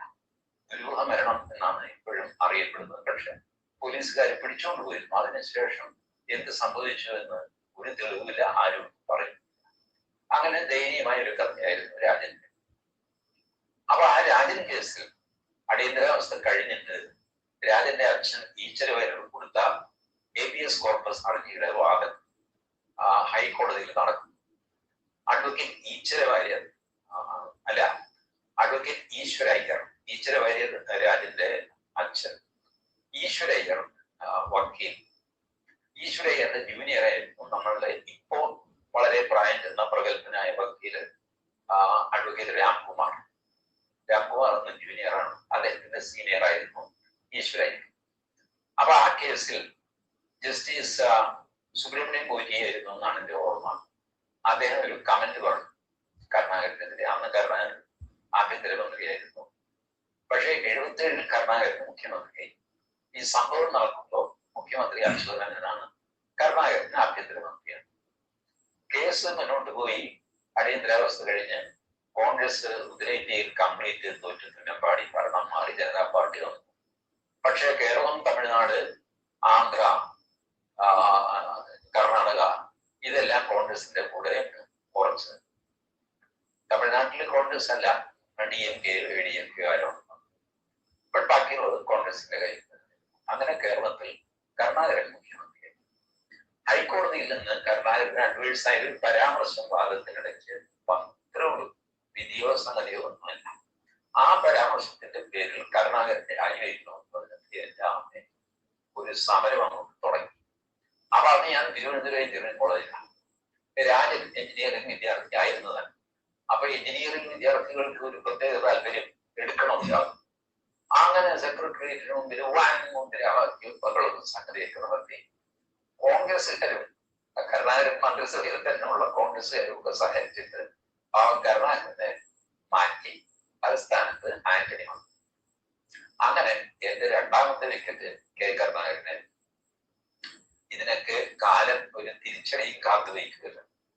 അന്ന് ഞാൻ ചെയ്തത് ശരിയാണോന്നൊന്നും ഇന്നിപ്പോ ഞാൻ അനലൈസ് ചെയ്യുന്നില്ല. അന്ന് ശരിയെന്ന് തോന്നി അത് ചെയ്തു. ഇന്നിപ്പോ ഞാൻ ഈ ധർമ്മേന്ദ്ര പ്രധാന്റെ രാജീവ് വാർത്ത കണ്ടപ്പോ ഞാൻ ഓർത്തു, എന്റെ കൂട്ടത്തിലെ ഒരാളിനെ അവര് വീഴ്ത്തി എന്ന്. അവര് എന്ന് പറഞ്ഞാൽ ആരോ ആയിക്കോട്ടെ, അദ്ദേഹത്തിന്റെ ശത്രുക്കൾ അദ്ദേഹത്തെ. ധർമ്മേന്ദ്ര പ്രധാൻ എനിക്ക് ഒരു പരിചയമില്ലാത്ത ആളാണ്. അദ്ദേഹം സ്വയം സേവകനാണ്, BJP നേതാവാണ്, ഒഡീസയിലെ വലിയ നേതാവാണ്. തെരഞ്ഞെടുപ്പ് ജയിക്കുന്നതിലും ജയിപ്പിക്കുന്നതിലും നല്ല പ്രാഗൽഭ്യമുള്ള ആളാണ്. ഏത് സ്ഥലത്ത് അദ്ദേഹത്തെ ഏൽപ്പിച്ചാലും അവിടെ അദ്ദേഹം തെരഞ്ഞെടുപ്പ് ജയിക്കും. കഴിഞ്ഞ ബംഗാൾ തെരഞ്ഞെടുപ്പിനും അദ്ദേഹത്തിന്റെ സംഭാവന ഉണ്ടായിരുന്നു. ഒറീസ BJP പിടിച്ചെടുത്തത് ഇദ്ദേഹത്തിന്റെ മിടുക്കുകൊണ്ടാണ്. മഹാരാഷ്ട്രയിൽ ഇദ്ദേഹം ഒരുപാട് ജോലി ചെയ്തിരുന്നു. അങ്ങനെ പല സംസ്ഥാനങ്ങളിൽ സ്വാധീനമുള്ള ഛത്തീസ്ഗഡ്, ഉത്തരാഖണ്ഡ്, ജാർഖണ്ഡ് ഇവിടെയൊക്കെ സ്വാധീനമുണ്ട്. സ്വാധീനം എന്ന് വെച്ചാൽ സംഘടനാ യന്ത്രം ചലിപ്പിച്ച് ഒരു കാര്യം നടത്താനുള്ള സാമർഥ്യം, അതാണ്. അല്ലാതെ പബ്ലിക് സ്വാധീനം എന്ന് പറയുന്നത് അദ്ദേഹത്തിന് ഒറീസയിൽ മാത്രമേ ഉള്ളൂ. അദ്ദേഹത്തിന്റെ വലിയ വോട്ട് ബാങ്കുണ്ട്. ഒരുപാട് വലിയ ഭൂരിപക്ഷത്തോടെയൊക്കെ ജയിച്ചു വരുന്ന മനുഷ്യനാണ്. അപ്പൊ അങ്ങനെ ബ്രോഡ്ലി ഞാൻ മോദി സർക്കാരിനെ പിന്തുണയ്ക്കുന്നവനായതുകൊണ്ട് ധർമ്മേന്ദ്ര പ്രധാൻ എനിക്ക് വേണ്ടപ്പെട്ടവൻ. ഏതായാലും അദ്ദേഹം രാജിവെച്ചു. 4 മാസം മുമ്പ് ഞാൻ അദ്ദേഹത്തിന്റെ രാജി ആവശ്യപ്പെട്ടിരുന്നു ഈ നീറ്റ് വിഷയത്തിൽ തന്നെ. എന്ത് വൈകിയോട്ടെ, അവനവന്റെ ആൾക്കാർ പറഞ്ഞാൽ ആരും കേൾക്കില്ല. അയൽവക്കത്ത് നിന്ന് എന്ത് പറയുന്നു എന്നുള്ളതാണ് എല്ലാവരും. 4 പേര് കേട്ടാൽ എന്ത് പറയും എന്നുള്ളതാണ് നോട്ടം. അല്ലാതെ അവനവന്റെ കൂടെ നിൽക്കുന്നവർ, സപ്പോർട്ട് ചെയ്യുന്നവർ അവര് പറയാണ് ചേട്ടാ ഇത് കുഴപ്പമാണ്, ചേട്ടൻ തെറ്റുകളാ എന്ന് പറഞ്ഞാൽ ആരും കേൾക്കില്ല. അതൊക്കെ സ്വാഭാവികമാണ്. എനിക്കതില് ആരോടും പരാതിയോ വരുമോ, ഞാൻ പറഞ്ഞപ്പോൾ ചെയ്തില്ല, മറ്റേ ആള് പറഞ്ഞപ്പോൾ ചെയ്തില്ല, ശരി മറ്റേ ആള് പറഞ്ഞപ്പോൾ ചെയ്ത് ആയിക്കോട്ടെ, അതിലൊന്നും പ്രശ്നമില്ല. ഇനി മോദിയുടെ ഭാഗം നമുക്കൊന്ന് ആലോചിച്ച് നോക്കാം. നമ്മള് എന്തൊക്കെ പറഞ്ഞാലും മോദി നമ്മുടെ പ്രധാനമന്ത്രി 140 പറഞ്ഞിട്ട് ഇപ്പോഴും 142 ഉണ്ട് നമ്മുടെ ജനസംഖ്യ. ഇപ്പോഴത്തെ നമ്മുടെ അവസ്ഥ എന്താ പറയാ, നമുക്ക് പ്രധാനപ്പെട്ട ഒരു സാധനമാണല്ലോ ഭക്ഷണം. ഈ ഭക്ഷണത്തിന്റെ കാര്യം നോക്കട്ടെ, അതിന് പ്രധാനപ്പെട്ട സംഗതിയാണ് ഫ്യൂവൽ. ആ ഫ്യൂവലിന്റെ അവസ്ഥ ഇപ്പോഴാണ് നമ്മളെല്ലാവരും മറന്നു. ഹോർമൂസ് കടലിടുക്കിനെ എല്ലാവരും മറന്നു. കുറെ ദിവസമായിട്ട് ഇന്റർനാഷണൽ വിഷയത്തിൽ ഞാൻ വീഡിയോ ചെയ്യാത്തതുകൊണ്ട് ഞാനോ നിങ്ങളിൽ പലരോ ചിലപ്പോൾ ശ്രദ്ധിച്ചാണല്ലോ, ചിലര് ശ്രദ്ധിക്കുന്നുണ്ടാവും. ശ്രദ്ധിക്കുന്നവർക്കറിയാം ഹോർമൂസ് കടലിടുക്കിൽ വീണ്ടും പ്രശ്നം തുടങ്ങി. ഇറാൻ അമേരിക്ക അടിയിൽ തരക്കേടില്ലാതെ നടക്കും. അത് കൂടാതെ ഹൂത്തികളും സൗദി അറേബ്യയുമായിട്ട് അടി തുടങ്ങി. ഹൂത്തികൾ സൗദി അറേബ്യയുടെ 2 എണ്ണക്കപ്പലുകൾ നോക്കി. എവിടെ? വേറൊരു കടലിലേക്ക്. സൗദി അറേബ്യയുടെ കിഴക്ക് വടക്കാണ് ഈ ഹോർമൂസ് കടലിലേക്ക്. ഡയഗണലി ഓപ്പോസിറ്റ് തെക്ക് പടിഞ്ഞാറ് ബാബൽ മന്ദേൻ എന്ന് പറഞ്ഞിട്ട് ഒരു കടലിടുക്കുണ്ട്. ആ കടലിടുക്ക് നേരെ വടക്കോട്ട് പോയി കഴിഞ്ഞാൽ ചെങ്കടലിൽ ചെല്ലുന്നു. ചെങ്കടലിൽ ചെറുതായി സൂയസ് കനാലാവുന്നു. പിന്നെ അത് മെഡിറ്ററേനിയൻ കടലിലേക്ക് പോകും. ഇങ്ങനെയാണ് യൂറോപ്പും നമ്മളും ഒക്കെ തമ്മിലുള്ള വഴി ബന്ധം ഈ സൂയസ് കനാൽ വഴിയാണ്. സൂയസ് കനാൽ കഴിഞ്ഞ് ചെങ്കടൽ കഴിഞ്ഞ് അപ്പോഴത്തേക്ക് നമ്മൾ സൗദി അറേബ്യയുടെ ഏകദേശം അറ്റത്തെത്തി. യമൻ എന്ന സ്ഥലം, അവിടെ ഒരു സർക്കാരൊക്കെ ഉണ്ട്. പക്ഷേ അതിന്റെ ഒരു ഭാഗം, ശരിക്കും പറഞ്ഞാൽ തെക്ക് പടിഞ്ഞാറേ മൂല വലിയൊരു ഭാഗം ഈ ഹൂത്തികളുടെ കയ്യിലാണ്. വെറുതെ ഇറാൻ സ്പോൺസർ ചെയ്യുന്ന തീവ്രവാദികളാണ്. ആ ഏരിയയിൽ ഭരണം അവരുടെ കയ്യിലാണ്. സംഭവം യമൻ തന്നെ. യമൻ സർക്കാരിനെ ഒന്നും അവരെ അംഗീകരിക്കുന്നില്ല. അപ്പൊ അവരുടെ വിമാനത്താവളം യമൻ തകർത്ത് കളഞ്ഞു എന്നാണ് അവരുടെ പരാതി. അങ്ങനെയൊക്കെ പറഞ്ഞെങ്കിലും യമൻ സർക്കാർ പറഞ്ഞു നിങ്ങൾ അത്ര ശരിയല്ല, അതുകൊണ്ട് ഞങ്ങൾ നിങ്ങളുടെ വിമാനത്താവളത്തിന് പോകുന്നുള്ളൂ. തന്റെ ഇവിടുന്നാണ് ബോംബ്, തന്റെ ഒരു വിമാനം പോയി യുദ്ധ വിമാനമൊന്നുമില്ല, സൗദി അറേബ്യയാണ് ഇതിന്റെ പുറകിൽ എന്ന് പറഞ്ഞിട്ട് ഹൂത്തികൾ വഴക്കുണ്ടാക്കി. സൗദിയാണ് ഞങ്ങളുടെ എയർപോർട്ട് തകർത്തതെന്ന് പറ്റും. സൗദിയും ഇവരും തമ്മിൽ നേരത്തെ തന്നെ വഴക്കാണ് ഈ ഹൂത്തി. അപ്പൊ ഹൂത്തി ഇപ്പോ സൗദി അറേബ്യയുടെ 2 എണ്ണ ടാങ്കുകൾ ഈ ബാബൽ മന്ദേൻ ഇടുക്കിൽ വെച്ച് തകർത്തു. ആ ഇടുക്ക് എന്ന് പറഞ്ഞു കഴിഞ്ഞാൽ സൗദിയുടെ പടിഞ്ഞാറൻ തീരം. ഇതാണ് സാധനം. കിഴക്കേ തീരമാണ് നമ്മളുടെ ഗൾഫ് ഓഫ് ഒമാൻ. അത് കഴിഞ്ഞാൽ അറബിക്കടല്, അവിടെ നിന്ന് കിഴക്ക് ഇന്ത്യ. ഇങ്ങനെയാണ് ഇതിന്റെ കിടപ്പ്. അപ്പോ സൗദിയുടെ പടിഞ്ഞാറൻ തീരത്തേക്ക് മിസൈൽ അയച്ച് 2 ടാങ്കറുകൾ തകർത്തു. അതിലൂടെയാണ് 10% എണ്ണ. ഹോർമൂസ് കടലിടുക്കിൽ 20% എണ്ണ, ഈ കടലിടുക്കിൽ 10% എണ്ണ. 20, 10, 30 പോയി. ഹോർമോസ് കടലെടുക്ക് ഇറാൻ ഞെക്കി പിടിച്ചിരിക്കുന്നു. ബാബൽ മന്ദേദ് എന്ന കടലെടുക്ക് ഹൂത്തികൾ, ഇറാന്റെ തന്നെ പ്രേതങ്ങൾ, ഇറാൻ കാശ് ജയിലിൽ ചെലവ് കൊടുത്ത് വളർത്തുന്ന പ്രേതങ്ങൾ അവര് ഞെക്കി പിടിക്കും. എന്ത് ചെയ്യും? നമ്മുടെ കപ്പലുകൾ ഇതുവരെ അവിടെ കുരുങ്ങിയിട്ടില്ല, പക്ഷെ ഏത് നിമിഷവും കുരുങ്ങും. അവിടെ ഒരു ഫ്ലെയർ അപ്പ് ഉണ്ടാവാനുള്ള എല്ലാ ഫ്ലെയർ അപ്പ് ഇപ്പോൾ ഉണ്ടായി കഴിഞ്ഞു. മറ്റു കപ്പലുകളെ അവർ ഉപദ്രവിച്ചിട്ടില്ലെന്നേ ഉള്ളൂ. കുട്ടികൾ ബോധയില്ലാത്തത് നിങ്ങളാണ്. എപ്പോ വേണമെങ്കിലും എന്ത് വേണമെങ്കിലും ചെയ്യാം. 10% എണ്ണ മാത്രമാണ് കേട്ടോ, ബാക്കിയുള്ളതൊക്കെ കൂട്ടിക്കഴിഞ്ഞാൽ അതിലെ അങ്ങോട്ടും ഇങ്ങോട്ടും പോകുന്ന കപ്പലുകളുടെ എണ്ണം ഭീമാകാരമാണ്. ഇതാണ് അവസ്ഥ. കാരണം അവിടെ നിന്ന് പുറത്തിറങ്ങി കഴിഞ്ഞാൽ ഇന്ത്യയിലേക്ക് പോകാം, സിലോണിലേക്ക് പോകാം, സിംഗപ്പൂര്, മലേഷ്യ, ഇന്തോനേഷ്യ, പിന്നെ ഇടത്തോട്ട് തിരിഞ്ഞാൽ ജപ്പാൻ, ചൈന, ഇങ്ങനെ പല രീതിയിലേക്ക് വാസ്റ്റ് ആയിട്ട് ഇന്ത്യൻ ഓഷനിലേക്കും പസഫിക്കിലേക്കും ഒക്കെ തുറക്കുന്ന ഒരു കടലെടുക്കാണ് ബാബൽ മന്ദേദ്. അപ്പൊ അവിടെ പ്രശ്നം, ഇന്ത്യയിൽ മൊത്തം ഇപ്പോഴും എണ്ണയും ഗ്യാസും കിട്ടിക്കൊണ്ടേയിരിക്കുന്നു അല്ലെ. ലോകത്തിലെ ഏറ്റവും വലിയ അത്ഭുതമാണ് ഈ വിലയ്ക്ക് എണ്ണയും ഗ്യാസും ഇപ്പോഴും നിർലോഭം കിട്ടിക്കൊണ്ടിരിക്കുന്നു. നമുക്ക് എത്ര പേർക്ക് അത് തിരിച്ചറിയാൻ പറ്റുന്നുണ്ട്? ഇന്ന് വരെ ഒരു വീട്ടിൽ ഒരു ഗ്യാസ് കുറ്റിക്ക് എന്തെങ്കിലും ക്ഷാമം ഉണ്ടായി? ഈ യുദ്ധവും ബഹളവും പണ്ടാരക്കെട്ടും എല്ലാം ഉണ്ടായിട്ടില്ല. ആർക്കൊരു പ്രയാസം ഉണ്ടായിട്ടില്ല. ആ പ്രയാസം വന്നു എന്ന് വിചാരിക്കാം. ഇപ്പൊ ഹോർമൂസ് കടലെടുക്കും പ്രശ്നമായി, ബാബൽ മന്ദേദും പ്രശ്നമായി. അപ്പോഴും നമ്മുടെ വീട്ടിൽ കഞ്ഞി വയ്ക്കണ്ടേ, ഗ്യാസ് വേണ്ടേ, പെട്രോൾ പമ്പിൽ പെട്രോൾ വേണ്ടേ, ഡീസൽ വേണ്ടേ? ഇതാര് തരും? നരേന്ദ്രമോദി തരണ്ടേ? അത് തന്നില്ലെങ്കിൽ അതിന്റെ പ്രതിഷേധം എത്ര വലുതായിരിക്കും. ഡൽഹിയിൽ നമ്മൾ കണ്ടതൊക്കെ വെറും നിസ്സാരം നമുക്ക് തോന്നിപ്പോകുന്ന ആൾക്കൂട്ടമായിരിക്കും മൊത്തം ഭാരതത്തിലൂടെ ഇറങ്ങാൻ പോകുന്നത്. ഇല്ലേ? അപ്പോ ആ ക്രൈസിസ് ആണോ ഒഴിവാക്കേണ്ടത്, അതോ ഡൽഹിയിലെ ഈ ക്രൈസിസ് ആണോ ഒഴിവാക്കേണ്ടത്? ഒരു ഭരണാധികാരി ലോൺലി അറ്റ് ദ ടോപ്പ് ആവുന്ന അവസ്ഥയാണ്. ഞാൻ ഇന്നലത്തെ വീഡിയോയിൽ നിങ്ങളോട് പറഞ്ഞു, പലരും പലവിധ ഓപ്ഷൻസ് പ്രധാനമന്ത്രിയുടെ മുമ്പിൽ വയ്ക്കും. ഇങ്ങനെ ചെയ്യാം, അങ്ങനെ ചെയ്യാം, ഇനിയിപ്പോ സാറ് തീരുമാനിച്ചാൽ മതി. ഇങ്ങനെ പറഞ്ഞ് ഓരോരുത്തരായിട്ട് എണീറ്റ് പോകും. രാത്രി 10:30 11 എല്ലാവരും പിരിഞ്ഞു. നരേന്ദ്രമോദി ഒറ്റയ്ക്കാണ്. തീരുമാനമെടുക്കുന്നത് ആ മനുഷ്യനാണ്. ഈ തീരുമാനമെടുത്താൽ ഇന്ന പ്രത്യാഘാതങ്ങൾ ഉദ്യോഗസ്ഥന്മാരും മറ്റു മന്ത്രിമാരും പറഞ്ഞിട്ടുണ്ട്. മറ്റൊരു തീരുമാനം എടുത്താൽ വേറെ പ്രത്യാഘാതങ്ങൾ പറഞ്ഞു. എന്ത് ചെയ്യണം? ഈ സമരത്തിൽ ആന്റി നാഷണൽസ് ഉണ്ട്, ഫ്രീ ഷർജിൽ ഇമാം എന്നൊക്കെ പറഞ്ഞ് മുദ്രാവാക്യം വിളിച്ചവരുണ്ട്, അല്ലാഹു അക്ബർ വിളിച്ചവരുണ്ട്, ഭാരത് തെരെ ടുക്കടെ ഹോങ്കെ വിളിച്ചവരുണ്ട്. പാകിസ്ഥാന്റെ ഹാൻഡിലുകൾ 480 ഡൽഹി പോലീസ് ബ്ലോക്ക് ചെയ്തിരിക്കുന്നു. ഖത്തറിൽ നിന്ന് ഭക്ഷണം ഓർഡർ ചെയ്തെന്ന് പറഞ്ഞ ആ പ്രശ്നം അങ്ങനെ നിൽക്കുന്നു. UAPA കേസിലെ പ്രതികൾ വരെ ജന്തർ മന്ദിറിലുണ്ട്, അറിയാം.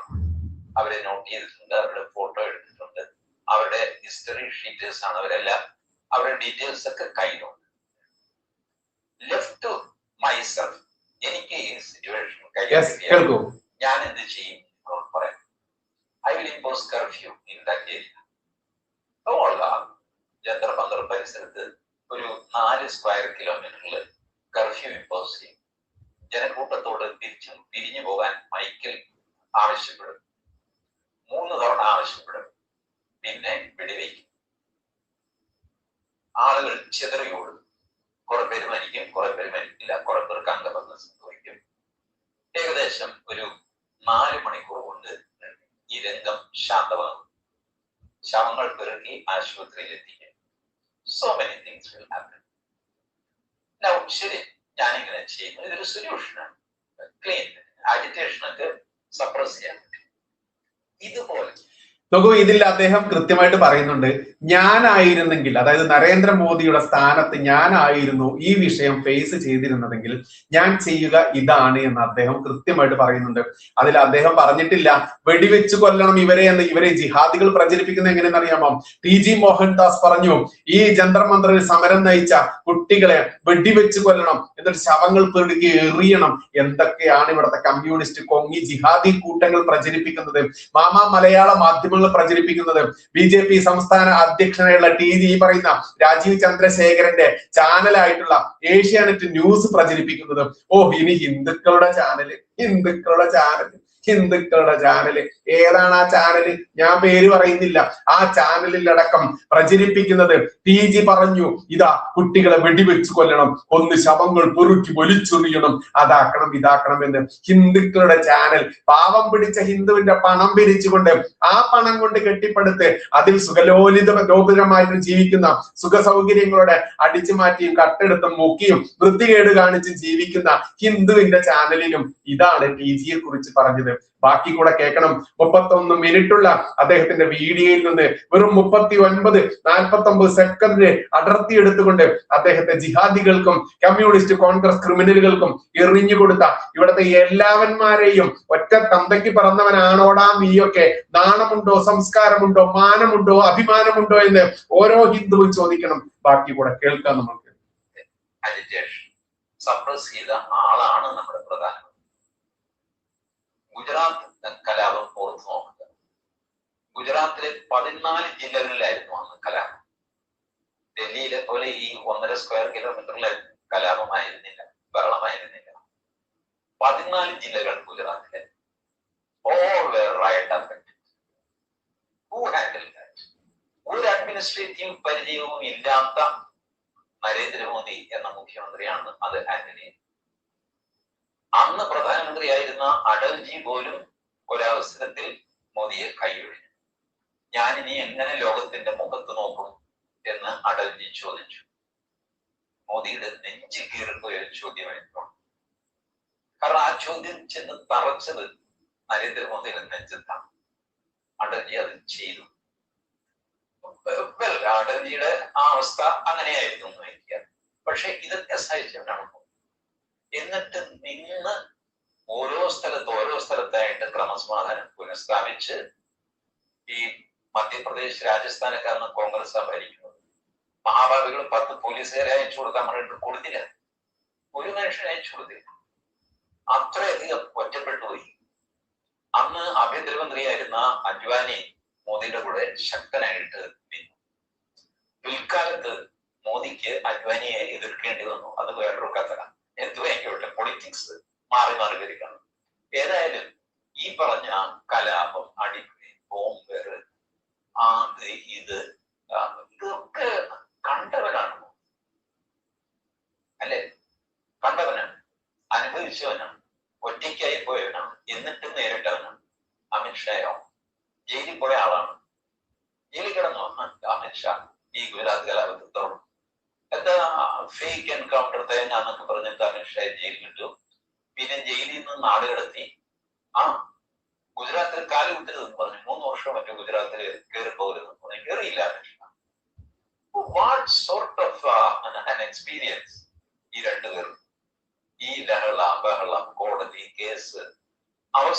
അവസാനത്തെ ഗുജറാത്ത് കേസിൽ നിന്ന് മോദി അമിത്ഷായെ കുറ്റവിമുക്തരാകുന്നത് എന്നാണെന്ന് അറിയാമോ? 2022. 20 വർഷത്തിന് ശേഷം 20 വർഷം തീച്ചുളയിൽ കിടന്ന് സ്ഫുടം ചെയ്തെടുത്ത 2 സ്വർണങ്ങളാണ് അമിത്ഷായെ നരേന്ദ്രമോദി. ശരിയല്ലേ ഞാൻ പറഞ്ഞു? 20 വർഷം തീച്ചുളയിൽ വെന്ത് ഉരുകിയവരാണ് അവരെ. ഒരു കലാപം അടിച്ചമർത്തേണ്ടത് എങ്ങനെ എന്ന് ഇനി പഠിപ്പിക്കേണ്ട ആവശ്യമുണ്ടോ? ഇല്ല. ഇതൊക്കെ നമ്മള് ടിവിയും സോഷ്യൽ മീഡിയയും ഒക്കെ നോക്കി കണ്ടുപിടിക്കും. ഗവൺമെന്റ് ഓഫ് ഇന്ത്യയുടെ ഇന്റലിജൻസ് സംവിധാനം എത്ര വലുതാണെന്ന് ആലോചിച്ചു നോക്കും. അതിന് കുറച്ച് പിഴവുകൾ ഉണ്ടെങ്കിൽ പോലും ആ സംവിധാനത്തിന്റെ sheer might of that security apparatus is so big and bewildering. അവർ കൊടുക്കുന്ന ഫീഡ്ബാക്ക് അതിനനുസരിച്ച് പിന്നെ സൈന്യമുണ്ട്, IB ഉണ്ട്, റിസർച്ച് ആൻഡ് അനാലിസിസ് വിങ് ഉണ്ട്. All these things are there. അതിന്റെ ഏറ്റവും താഴത്തെ ലെയറാണ് ഡൽഹി പോലീസ് എന്ന് പറയുന്നത്. So many inputs would have been ignored. ചിലപ്പോൾ അറിയാതെ സംഭവിക്കാം, അല്ലെങ്കിൽ അറിഞ്ഞുകൊണ്ട് സംഭവിക്കാം. ഫൈനലി ഒരു തീരുമാനം എടുക്കും. നമുക്ക് ഇത് നീട്ടിക്കൊണ്ടുപോയി വെടിവെപ്പിലും പ്രശ്നത്തിലും ഒക്കെ ആയിട്ട് നാട് നീളെ പല സ്ഥലത്തും മിസ്ക്രിയൻസിന് പലതും ചെയ്യാൻ പറ്റും ഇല്ലേ? ആ തീവണ്ടിക്ക് കല്ലെറിയ തുടങ്ങി മൈനർ മിസ്ചീഫ് തുടങ്ങിയിട്ട് എന്തെല്ലാം ചെയ്യാൻ പറ്റും. എവിടെയൊക്കെ നിങ്ങൾ പോലീസിനെ ഇടും? തുനിഞ്ഞിറങ്ങിയ ഒരു 10 പേര് പോലെ ഒരു പട്ടണത്തിൽ അലമുണ്ടാക്കാനായിട്ട് 10 പേര് മതി. ഒരു ട്രാഫിക് ജാം ഉണ്ടാക്കുക. 2 റോഡിൽ ട്രാഫിക് ജാം ഉണ്ടായി കഴിഞ്ഞാൽ ഇന്ത്യയിലെ ഏകദേശം എല്ലാ നഗരങ്ങൾക്കും ശ്വാസം കിട്ടും. 2 ആർട്ടറി എന്ന് പറയുന്ന നഗരത്തിൽ അവിടെ പ്രശ്നം ഉണ്ടാക്കിയ ഒരു വണ്ടി കുറുകെ ഇടുക, അല്ലെങ്കിൽ മൈൻഡ്ഫുൾ ആയിട്ട് മനഃപൂർവ്വം ഒരു ആക്സിഡന്റ് നടത്തുക. ഇങ്ങനെയൊക്കെ ചെയ്ത് വല്ലാത്ത ശ്വാസം മുട്ടൽ സൃഷ്ടിക്കാൻ പറ്റും.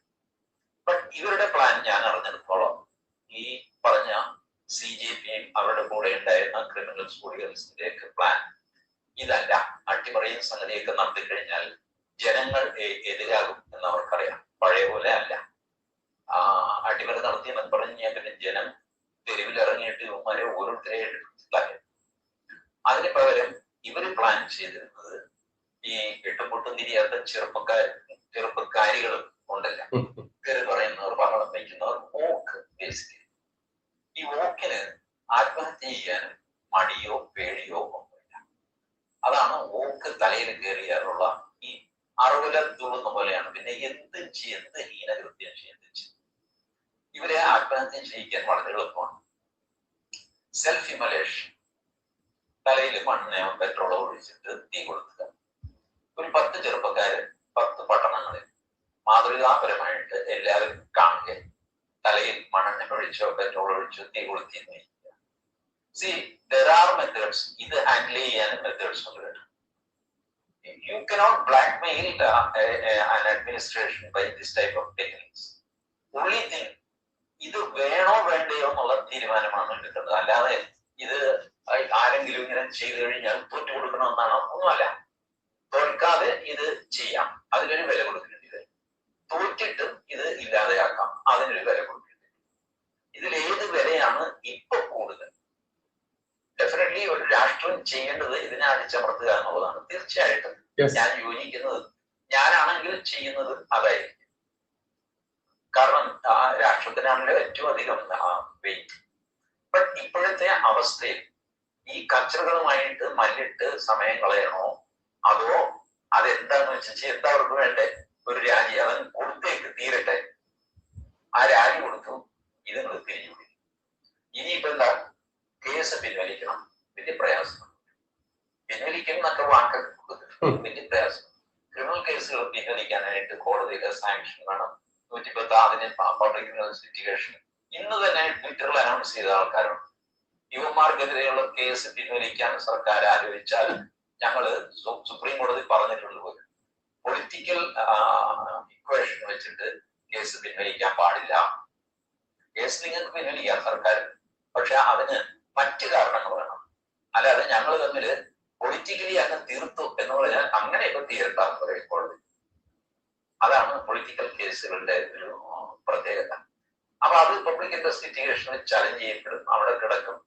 നിതാന്തമായ ഡിലേ വരും നമ്മളുടെ നിയമ സംവിധാനത്തിന്റെ എല്ലാം. Number 2, compensation. കുറച്ച് കൊടുക്കും, കുറച്ച് കൊടുക്കില്ല.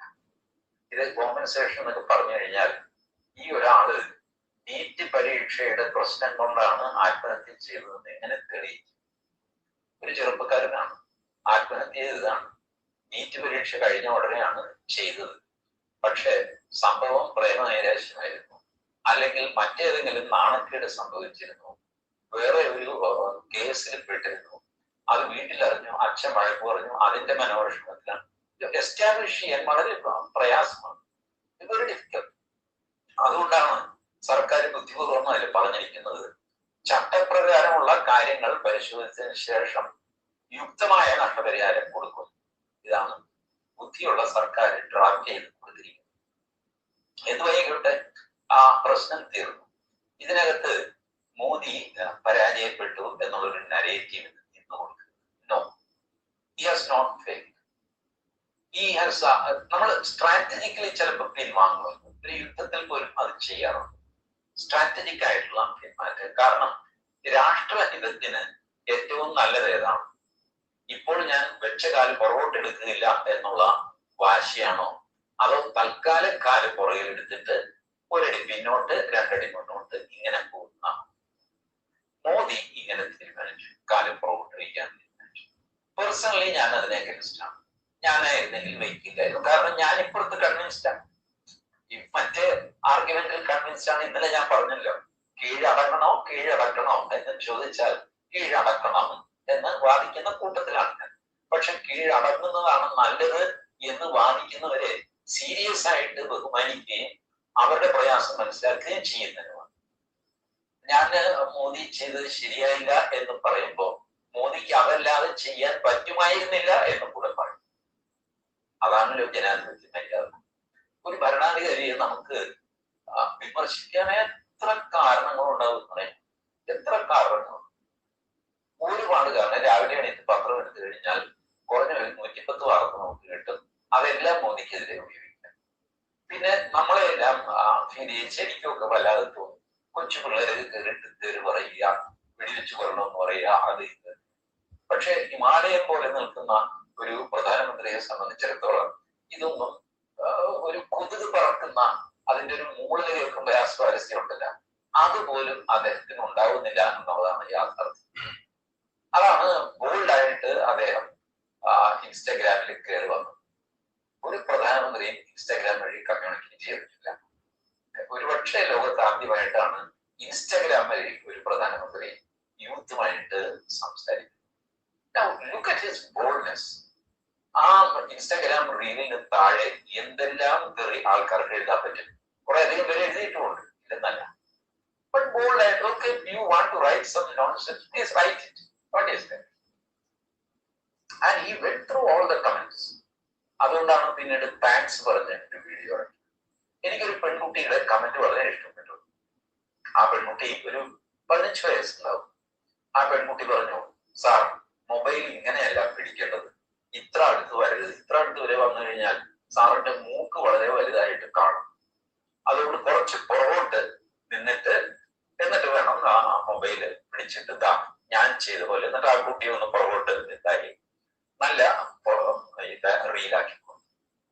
ആൻഡ് യുനോ, ഈ താങ്ക് യു പറയുന്നതിൽ നരേന്ദ്രമോദി അത് തന്നെ ചെയ്തു. ഈ വളരെ അടുത്ത് വന്ന് മൂക്ക് കാണുകയും കണ്ണിങ്ങനെ തുറിച്ച പോലെ തോന്നുകയൊക്കെ ചെയ്യുന്ന അത് മാറിയിട്ട് ഒരല്പം പുറകോട്ട് മാറി ഒരു ഷോളൊക്കെ ഇട്ടിട്ട് ഡീസന്റ് ആയിട്ട് വന്നു. അപ്പോ ഇത് കാണുന്ന ആ പെൺകുട്ടി തുള്ളിച്ചാടില്ല. ഞാൻ പറഞ്ഞപ്പോ പ്രധാനമന്ത്രി കേട്ടു. യാദൃച്ഛികമായിരിക്കാം, അല്ലെങ്കിൽ മനഃപൂർവ്വമായിരിക്കാം, അദ്ദേഹം എല്ലാ കമന്റ്സും ആൾക്കാരെ വെച്ച് നോക്കുവോ എനിക്കറിയില്ല. അപ്പൊ ഇത്രയും നമ്മള് ഇന്ത്യയിൽ സംവേദനശീലത എന്ന് പറയുന്ന ഒരു സെൻസിറ്റിവിറ്റിയുള്ള മനുഷ്യൻ, ആ മനുഷ്യൻ ഒരു ഡിസിഷൻ എടുത്തു. പേഴ്സണലി എനിക്ക് ആ ഡിസിഷൻ ഇഷ്ടപ്പെടുന്നില്ല, ഇപ്പോഴും ഞാൻ തുറന്നത്. But still he is the prime minister. He took a decision after considering everything. എല്ലാ ആസ്പെക്റ്റും നോക്കിയിട്ട് ആ മനുഷ്യൻ ഒരു ഡിസിഷൻ എടുത്തു. അത് എന്റെ ഡിസിഷനേക്കാൾ ബെറ്റർ ആയിരിക്കില്ല. എനിക്ക് ഇഷ്ടപ്പെട്ടില്ലാത്ത ഒരു വേറെ കാര്യം. But it will not be a better decision than what I say. എനിക്ക് എന്റെ കയ്യിൽ എത്ര ഇൻപുട്ട് ഉണ്ട്, നിങ്ങളുടെ കയ്യിൽ എത്ര ഇൻപുട്ട് ഉണ്ട്, മൊത്തം രാജ്യത്തിന്റെ അവസ്ഥയെ പറ്റി നമുക്കൊക്കെയുള്ള അവയർനെസ് എത്രയുണ്ട്? വളരെ കുറവല്ലേ ഉള്ളൂ. പത്രം വായിച്ച്, TV കണ്ട്, പിന്നെ മൊബൈലിൽ കുത്തി നോക്കി ഒക്കെയുള്ള മിനിമം അറിവാണ്. നമുക്ക് സ്വന്തമായ ഇന്റലിജൻസ് ഇല്ല, നമുക്ക് റിസർച്ച് അനാലിസിസ് ഇല്ല, നമ്മുടെ കയ്യിൽ പട്ടാളമില്ല, മറ്റ് മന്ത്രിമാരില്ല, വകുപ്പില്ല, ഘട്ടമില്ല, ഒന്നുമില്ല. നമ്മളിങ്ങനെ നമ്മുടെ ഇട്ടാവട്ടത്തില് ഇവരെ വെച്ചുകൊണ്ട് അടിക്ക് അവനെ വെച്ച കാല് പുറകോട്ടെടുക്കരുതെന്ന് പറഞ്ഞ ഒരു വാശി നമ്മൾ പറയും. ബട്ട് പ്രധാനമന്ത്രിയുടെ സിറ്റുവേഷൻ അതല്ല. വേറൊരു സിറ്റുവേഷനും വേറൊരു സ്ഥലത്ത് നിൽക്കുമ്പോഴാണ് മൊത്തം കാഴ്ചകൾ മനസ്സിലാവുന്നത്. അതനുസരിച്ച് തീരുമാനമെടുക്കുന്നത്. നമ്മുടെ നിലയനുസരിച്ചാണ് നിലപാട്, കാഴ്ചപ്പാട് മാറുന്നത്. നമ്മളൊരു ബിൽഡിങ്ങിന്റെ ഫസ്റ്റ് ഫ്ലോറിൽ നിൽക്കുന്നു, അപ്പൊ ഒരു കാഴ്ചയുണ്ട്, ഇന്ന സാധനങ്ങളൊക്കെ കാണും. അതേ ബിൽഡിങ്ങിന്റെ 20ാം നിലയിൽ നിങ്ങൾ കയറി നോക്കുക, അപ്പൊ വളരെ വിശാലമായിട്ട് കിലോമീറ്ററുകൾ ദൂരെയുള്ള ചില കുന്നുകളൊക്കെ പൊങ്ങി വരും. നമ്മൾ താഴത്തേക്ക് ഇറങ്ങി പോകുന്തോറും ആ കുന്ന് കാണാതെയാണ്, മുകളിലേക്ക് കയറിയാൽ കുന്ന് കാണാം. അപ്പൊ നിങ്ങൾക്ക് നമുക്ക് ഒരുപാട് കാര്യങ്ങൾ കാണാൻ പറ്റും. നേരത്തെ വളരെ വലുത് എന്ന് വിചാരിച്ചിരുന്ന ഒരു കാറ് 12ാം നിലയിൽ നിന്ന് നോക്കുമ്പോൾ തീരെ ചെറുതായിട്ട് ഉറുമ്പ് പോലെ കാണും. അപ്പൊ ഇതാണ് നിലപാടും കാഴ്ചപ്പാടും രൂപപ്പെടുന്നതിന്റെ അല്ലെങ്കിൽ വ്യത്യാസപ്പെടുന്നതിന്റെ കാര്യം. പ്രധാനമന്ത്രി 100ാം നിലയിൽ നിൽക്കുന്നു, നമ്മൾ 2ാം നിലയിലോ 3ാം നിലയിലോ നിൽക്കുന്നു. ഈ നിലയിൽ നിന്നുള്ള കാഴ്ച വെച്ച് നമ്മുടെ അഭിപ്രായം തട്ടിവിടുന്നു. പ്രധാനമന്ത്രി അത് മനസ്സിലാക്കുന്നുണ്ട്, അവർ താഴെയാണ് നിൽക്കുന്നത്, അതുകൊണ്ട് അവർ അങ്ങനെ പറയുന്നു. അവരിത് മുഴുവൻ കാണുന്നില്ലല്ലോ, ഫുൾ വ്യൂ കിട്ടുന്നില്ലല്ലോ. അദ്ദേഹത്തിന് ഫുൾ വ്യൂ, അതുകൊണ്ട് അദ്ദേഹത്തിന്റെ തീരുമാനമായിരിക്കും ശരി. Let us support him. He is our prime minister.